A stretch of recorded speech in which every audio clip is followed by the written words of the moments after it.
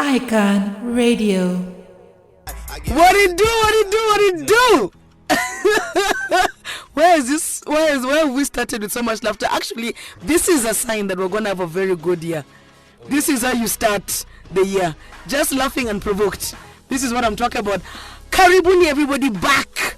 We're back. Sir, hi Hitch.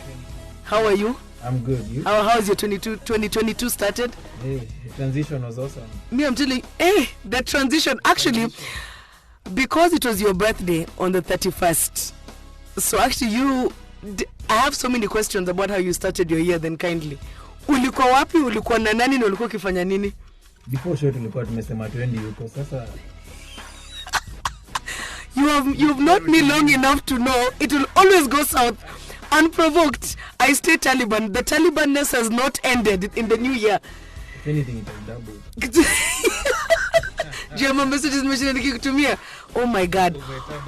But let me tell you this, I feel like it's I'm still in that weird, you know when a new year starts and every time you're writing dates somewhere, you keep writing the old year. I think I've done that like 4 times in like my daughter's school stuff. And the teachers had to come back to remind me, and I just look like that unserious parent because I'm like, oh God, I'm still in 2021, just still writing 2021 everywhere. It's awful. But we're here finally, 2022, election year, ile mwaka ya pressure in the 254. We have pressure and then KPLC is failing the whole country at the same time. I'm like, it talk about adding stress on a January. Zote zimeisha tu hivyo, umebaki tu mkiangalia, hey, it's Bash gani? Muna move around from each house to each house. Every week there's a batch somewhere for people to clear the food in the fridge. Oh my God, I'm here for it. That is the new version of Nyumba Kumi. I swear that's a new version of Nyumba Kumi. Anyway, so that 2021 ended with motto. Because especially here in Kenya, I think there was like 4 concerts that night. Yeah, there was like 4 like massive events, like a lot. I had the absolute pleasure of being at the Conscience event. That guy, first of all, I think Ali performed for about 6.5 hours. Ilifika a point where the crowd started shouting "Sauti Soul" because we're just like, wait, thanks for performing overtime, but you need to chomoka. We want our people. I was like in Kenyans also are just disrespectful because if he came and did 45 minutes. Wangeongea vibaya. Amekuja ka perform ya ukweli na band mzima na bado mna complain. I'm like, how do we help each other here? What a mess. No, he over delivering. I think even him himself by the time he was chomoka, he was like, why am I behaving like I belong in this country? He took it far. He took it so far. And we were grateful because after that obviously Sauti Sol got on. It was amazing to see the night and the new year starting with Kenyan, our Kenyan legends, in my opinion. Lakini sasa vitu zikaanza kwenda south mid performance.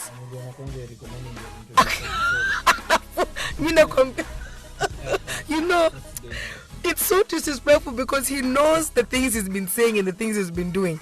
So even for the organizers of that event to have allowed him to be backstage, to pander the stage, to like just enda tu kusumba watu. Na he got on stage like I think they'd already performed like 2 or 3 songs. So even them, they were in the zone. You know, they were feeling it. And then they turn around at it to go and, like, you know, either when after one song ends and the way artists go backstage and they come back for like 2 seconds. And the person they meet there is this guy who was physically standing on the stage with them. I was like, unajua kuchoma. Next time, Simweke can disappear kasabani Eric. That thing killed me because I was like, it's one thing for all the hating Eric is receiving, but now for whole BN to say ulimwibia simu, I was like, we have said Lianza 2022 with a lot of nonsense he had to deal with. I was like, I'm so sorry. Yeah. I don't feel bad for him, but I was like, pole bra, like that's a rough situation to be in. Anyway, so with BN losing his phone, Uku Sijui Conscience concert was late. There was also still the Amapiano event as usual. There was a Charlie Black something. It was just a lit, like I feel like the vibes were so epic on 31st. Sijui kama it's because it's your birthday ama kulikuwa na dem alikuwa amekusaidia uprosper. You were giving good energy into the universe, and it was coming on to the rest of us. What? You were working? So when nyinyi ndo tumko na pesa January? Sati tunataka. You want to do what is that famous thing Kenyans like saying ati ni God? Kwa karibu kuniambia ni God. Oh my God, you're so silly. So yeah, so 31st was awesome. We also had our own in-house bashment that we were doing at Wama, where we had done our launch. Majority of the whole Icon Radio team was out there. That's where they started the new year. So it's just been super positive vibes. I think even for us guys as the station, as Icon Radio, you know, we've started tumeamua. Website is running. We were like, listen, don't play with us no more. We have reached tumefika ile level yenye na make sense. Sasa now in light of the political season, now we're about to really win. Okay, because everyone is going to obviously be like trying to like tap into our industry and our platforms. So I think it's such a great time to be a presenter or to have a name, you know, that suggests media and communications, because that's what everyone's going to be doing. So shout out to our management, please mtutafutie kazi extra.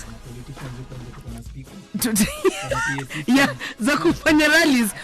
Unajipeleka hizo vitu mwenyewe. Hey, nobody got time for that. Well, lakini knowing you, one weekend utava vitu za UDA, weekend next of ODM, weekend next kwa na shati ya Jubilee. We understand the hustle, bro. It's all right. Ati? Ati utatoa. It's like, where is that going to? You can you just choose life? Then on that note, have you gotten vaccinated? Do you know they've started stressing people now at places, like at hotels, at certain malls? They won't let you enter until you show them proof of vaccination. See, for the record.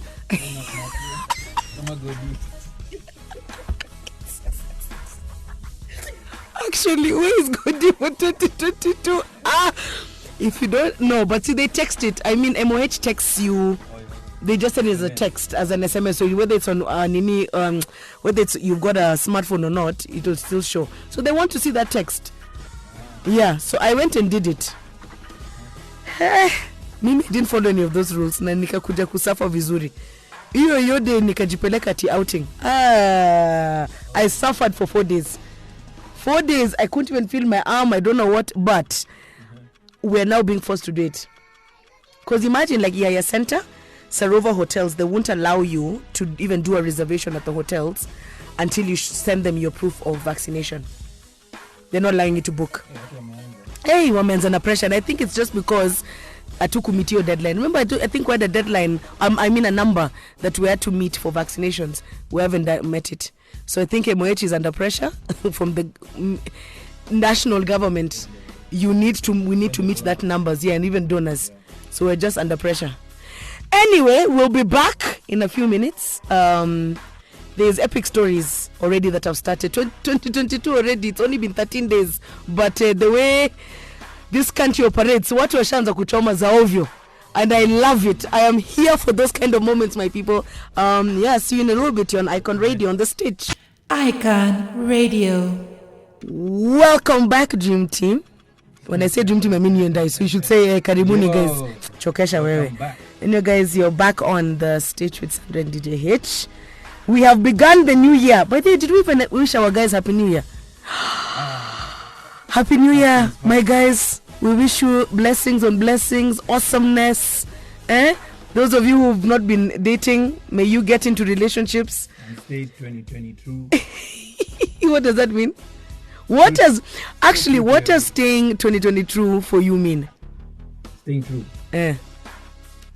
Avoiding character development at all costs. By being faithful to yourself. Okay. To your loved ones. Okay. Making money to loved ones. You know that can also include your family, surely. Yeah. So. Your family, you always hey, excuse you. Where have you seen the craziness that's been happening?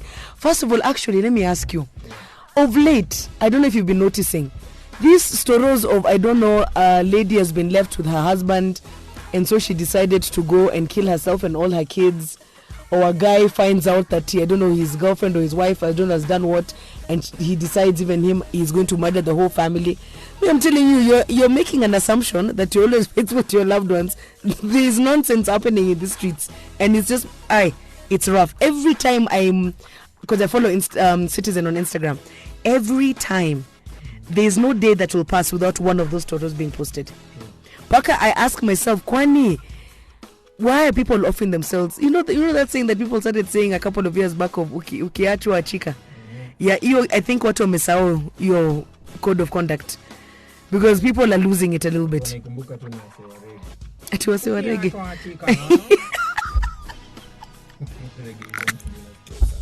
But let me tell you, depression is real. That's actually it really is, and it's very sad that that's the solution people have to just being like dumped or left. It's rough.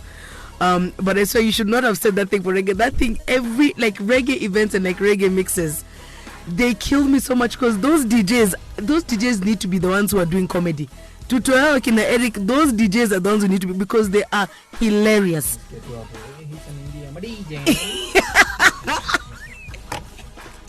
Anyway, speaking of crazy news, because I told you 2022 has started and already people are wilding out in this country.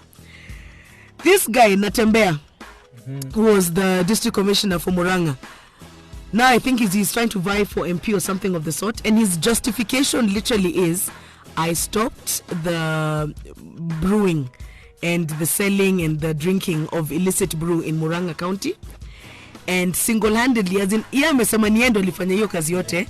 So yeye ndo sasa, and he has publicly said, thanks to his work, now women in Muranga are getting pregnant again and children are being born, and it's all because of him.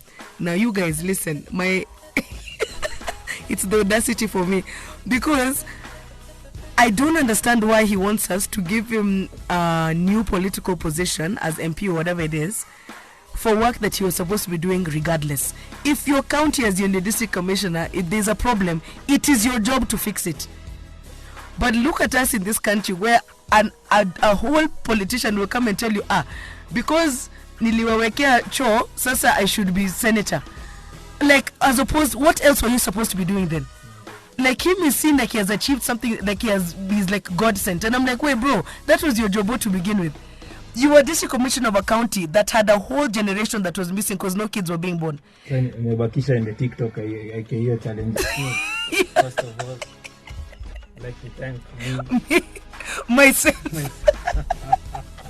I swear, I read that thing and my mind was blown, because even now for the kids who are being born or whatever, even for him to say that, it's because of me, I'm like, no sir, couples were still couples, whether, you know what I mean, like, great that you stop people from taking illicit brew, but it doesn't mean you're the reason why. Now there's that guy, I don't even understand why he was being given airtime. Like, for him to have been given a press conference to say that nonsense was amazing, absolutely amazing. So now, in light of that, there's now Magoha, who you guys, let me tell you, a poll are winning, where he said that if there's any queer children, that's gay or lesbian or whatever, that they shouldn't be put in boarding schools. Their parents should redirect them to day schools and places that are closer to home, because as a ministry, they cannot look after or safeguard those kids from any level of like discrimination, whether it's from teachers, whether it's from fellow parents, whether it's from students. This is the person in charge of education in this country. Super educated guy. See, he was vice chancellor at University of Nairobi. Yeah. With all that education, his solution to that problem is boarding school kwa mashule karibu na home. That was his solution to parents. Let me tell you guys, I know there's ignorance obviously in this world, and with that ignorance comes a lot of misconceptions. With the same thing even with this Natembea guy, for him to just make that assumption, but to publicly, openly, in a time where the whole world, this is what the every country in the world is fighting towards. For you to sit there and say, if there's a 6-year-old who tuelewi vile yuko atolewe shule apeleke day school is just crazy. Unanielewa? That's I was like, please, I can't understand what he's trying to say. You understand what I mean? I'm like, I can't understand what his argument is. Like, I'm like, if they're gonna get harassed or bullied, it's still going to happen in day school. If like all those, like the same issues are going to apply in boarding school or day school. So I don't know what his reasoning or his plan is. Anyway, in light of all that, there's several LGBTQ plus community celebrities and advocates in the country who've now petitioned the courts to get him to revoke that statement and that that strategy, itolewe. So I just saw actually a few days ago that they posted it. So it's actually serious. Like, people have actually caught genuine serious feelings, and they've now roped in international organizations to condemn and get the government, the national government, to now tell this guy, you can't make statements like that, and that they need to now start in these schools, day boarding, whatever the case may be, to start creating environments that are safe for queer children, which means now, like teaching teachers how to handle it, parents alike, and fellow students. Now, listen, you guys, I'm very supportive of this. Like, I'm just like, it's cool. Let's do it because all lives are lives. Like, there's nothing like because you're queer, you should be harassed and bullied and killed or whatever. Absolutely not. What I'm worried about is the history that this country has with doing these things that are essentially global issues and trying to plug them in here. One, we just steal resources. Because a school will just say, hey, we need 5 million to, I don't know, build what, which is a lie. You understand? So I'm just worried that it's going to work in the reverse. It'll be the same madness happening, but you've given out funds. You understand? Then on top of that, I feel like for the first time, tutaanza kuona true colors, because this will be the first time where teachers and students who are against this community will now act together. The other ones, if you're being when you go, the teacher will always have your back. Yeah. But this one is the first time I feel, because of the level of ignorance, that it's just going to go south very fast. I just wish Magoa never even said anything. I just wish he maintained shut up. Yeah, it sounds a bit irresponsible. Like, he has opened Pandora's box. Anyway, that's just my personal feeling towards it. But I stand in solidarity with the guys working towards making this happen. Sasa, amazing things have also happened in Nigeria. Buhari decided to lift the Twitter ban. So Nigerians are back on Twitter. They are ready to fight back with the KOT. But me, I feel it's only because AFCON has started. So najua ile kutusi mainchi zingine. I feel like that's the only reason why he has said, okay, let's chomoa this thing so that our guys can have support from their countrymen. Because I was like, this is too convenient.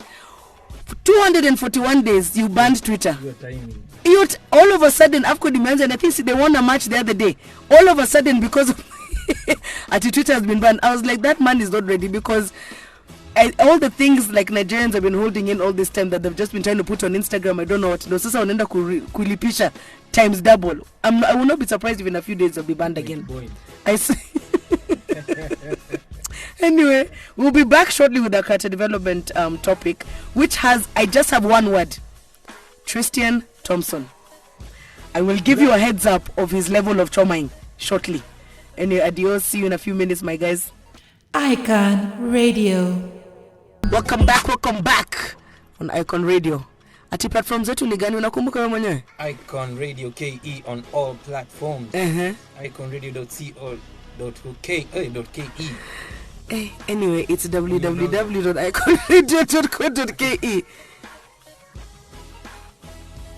It's whatever. Why are you being shady? So you just say, if we're going to stay Taliban, you have to match my energy, then, because I have a comeback for you. So choose life, my guy, choose life. Anyway, so you guys, our favorite guy strikes again. Sasa Hitch, let me just tell you, because I know you're not interested in a bunch of niggas that you don't know. Tristan Thompson is Khloe Kardashian's, Kim Kardashian's sister's baby daddy. Baby daddy. They've not gotten married yet because alisha choma hata kabla time ya kuwa married. So this guy meets this chile. They start hooking up, whatever it is, vibes on vibes, knocks her up. It's easy because she wanted the baby. They're together. Life is great. Midway through her pregnancy, a chile chomokas online and is like, listen, me, I'm pregnant by this guy, so sijui. So obviously the Kardashians, everyone is like, nah, this is like ile kuargue, dem ni group ni nini, wanataka tu kuingia kwa just wahalas. Haya, sikoti kasema paternity test ikafanywa, Teren, it's your child. Awkward. Wakakosana. Yeah, Khloe akaza mtoto. Even now, the time when she was giving birth and everything, they were not even together. So they were doing co-parenting. But now, he kept trying to, like, apology, nini. Midway through his apology, as she's starting to engage a box again, he throws a massive bash and kisses the best friend of her younger sister, who she has literally grown up with as her younger sister, this chick called Jordan Woods. So that story breaks. All those chiles, like the whole Kardashians are like, Jordan, you're trying to hook up with someone's husband. But me, as usual, I always tell girls, you can't want to beat the mama who hooked up with your man. Because at the end of the day, you're not in a relationship with that girl. You're in a relationship with that man. So if you decided to also participate, that's not that girl's problem. You understand? Like, anyway, so the whole world was like, hey, my guys, you're mnachoma, because it's not this girl's problem. Why was Tristan also kissing her back? Hizo ni gani pia? Na anajua she's like the baby sister of that family. So watu wakokosana. It was a rough season for all parties at keeping up with the Kardashians. Tumepona, watu wamerudiana vizuri. We're in it to win it, sending roses, watu wana post ma roses, wako holiday pamoja, wana kisiana. It's lit. Then just a couple of weeks ago, 2 weeks ago, just at the end of December, or was it at the beginning? Actually, I think the beginning of this year, this chile who had announced last year, I'm pregnant with this guy's kiddo and I'm having the baby, and had the baby, he denied. Khloe denied. Put those two memes, just little memes zenye mademo wanapenda kuweka akijua some nonsense is about to go down. These are my quotes. At the end of the day, all you need is God. Unajua hizo? Akaanza na hizo post. Fake friends, nini, family is all you got. Hizo mavitu sasa. Wakafanya paternity test. Before even that girl herself announced that it's true, this is his kid. Yeye mwenyewe, because I think alipata notification from the lawyer, like, bro, umechoma. Yeye mwenyewe, sijui akatuma 500 roses to now his kid with Khloe, sent for her also flowers, went on his Instagram and apologized. Yani yeye mwenyewe alijiuza that this is actually the truth, even before guys had caught on. So which brings me to this thing. There are some guys who take this character development thing a bit far. Like, you've been in a relationship and you've had 2 kiddos with 2 random other women. Now kiss baby sister, your baby mama wako, the one who's supposed to be your main.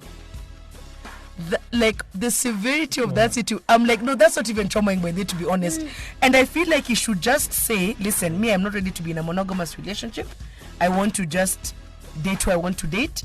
You're my main mama. You know the way Fabulous is. Fabulous uchoma tu kina mali, but alimwambia huyo dem, listen, when you come home, I'm having only kids with you, but I'm going to be in the streets. I won't bring other babies from outside. I'll use protection and everything, but me nitakuwa kwa streets. And I feel like this guy should just accept that that's just what he wants. And I feel like it's like he doesn't want to say, because obviously this chile is going to be like, absolutely not. But I'm like, just let it go, because Kanye pia years zake as it makes sense. Ana perform akisema Kim Kardashian, I want you back. Alafu a day later he's posting himself on a date in his digs with the chile. You men, I've started 2022. I can't understand what the problem is. I'm like, why can't you if you want to be single, just be single? Like, what's the problem? Nani ana set examples? You cannot take, let me tell you, Tristan Thompson cannot be your example of a relationship. Human being ni ngumu kwa monogamous. But why not just then stay single? Then you can do whatever you want. Because these aibus now, because even now he's the guy's mom, Tristan's mom, you know, she was part of the kumsaidia kurudia na Chloe. Now she publicly just came out and basically was like, I'm not getting involved, because I think she's like, bro, nimekuongelesha paka siwezi kukuongelesha anymore. I don't have any more energy to do this with you no more. Hey, anyway, in the world of Celebrityville this beginning of the year, there is a lot of just insanity that's happening. Even in between the people getting proposed to, like Akina Megan Fox and stuff, everyone else is just... But that one of Tristan, I was like, let me tell you, that is the guy who I'm going to mark with. The minute you see the first sign from any guy right now that matches the first thing Tristan did, me natoka your story. Because I just know I'm going to suffer. Like, I'm going to pitia all the nonsense on the planet. Anyway, that's just, yeah. But ni maboys too. But maboys ni sawa too. I think every human wants to be better than they are. Jana. So maybe I'm trying to. Then you go and repeat the same thing twice. You know, listen, in fact, if you are going to cheat, then you can't survive without it. At least be sensible enough to use protection so that no baby comes out. Yeah. Do you understand what I'm trying to say? I'm like, you're so like dumb because, hey, that guy, like literally, you're cheating as a person because there's physical evidence that you cheated in the form of a child. That's too much. What were kama nani our favorite, this guy of mine from back in the day. Oh God, what's his name? I'm forgetting his name. These rappers from back in the day, fresh as a maze. What's his name? Lil Bow Wow. Yeah. Everyone should just be like Bow Wow. Bow Wow, after his last weird scandal and then a chick got knocked up, he has actively gone every single day and said he does not want to be in a relationship. He's staying single and he's having no more children. To the point where he went on live another day and said, me, even when Chile is coming over, there's all forms of birth control that I'm putting in front of her. Pick one. Like, I'm not trying to play no games. I'm not trying to be set up. I was like, every nigga on the planet needs to maintain that same energy like Bow Wow. Because at least anajijua. Amesema mimi niko out kwa streets, but sijipati stress na kuongeza watu. He's just like, no. I have 2 kids, I'm set, but I do not want to be in a relationship. I don't want to be tied down to anybody. And that's what everybody should just adopt as soon as possible. 2022. That's for the rest of the year. That is the tagline we're using in reference to all these kind of problems. Anyway, it's been a great show. We got into some deep conversations, some ratchet ones. We're still trying to recover from the debauchery that was the 31st. I like the energy. Nilikuwa kwa nyumba nikikula kuku kani nimehold, please usinilete stress. Alafu after that nikaenda in my mind.